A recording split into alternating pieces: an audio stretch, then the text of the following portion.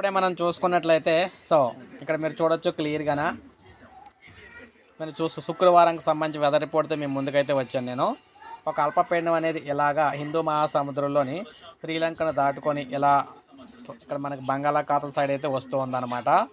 ఇది ప్రజెంటు తమిళనాడుని దాటి అయితే రావడం అయితే జరిగింది, దాటడం అయితే జరిగిందనమాట.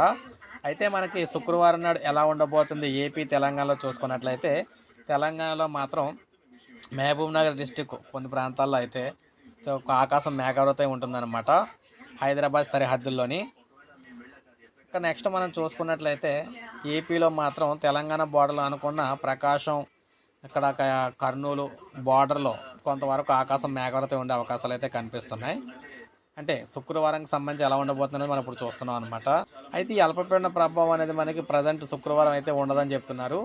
సో అది శుక్రవారం అయితే ఇంకా ఎఫెక్ట్ అయితే చూపించదనమాట రెండు తెలుగు రాష్ట్రాల్లోని.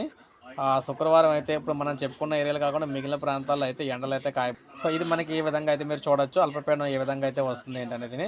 సో ఏది ఏమైనా ఏపీ తెలంగాణకు సంబంధించి మిగిలినప్పుడు మనం చెప్పుకునే కాకుండా మిగిలిన ప్రాంతాల్లో ఎండలు అయితే కాయబోతున్నాయి అనమాట గట్టిగానే. శుక్రవారంకి సంబంధించి ప్రతిరోజు మీకు వెదర్ రిపోర్ట్ ఇస్తూ ఉంటాను, ఎక్కడ ఎలా ఎండలు కాయబోతున్నాయి, ఎక్కడ ఏ విధంగా ఉండబోతుంది వెదర్ రిపోర్ట్ ఏ జిల్లాకు సంబంధించి కూడా అప్డేట్స్ ఇస్తూ ఉంటాను. ఒక లైక్ చేయండి, సబ్స్క్రైబ్ చేసుకోండి, మన ఛానల్ సబ్స్క్రైబ్ చేసుకొని ఫాలో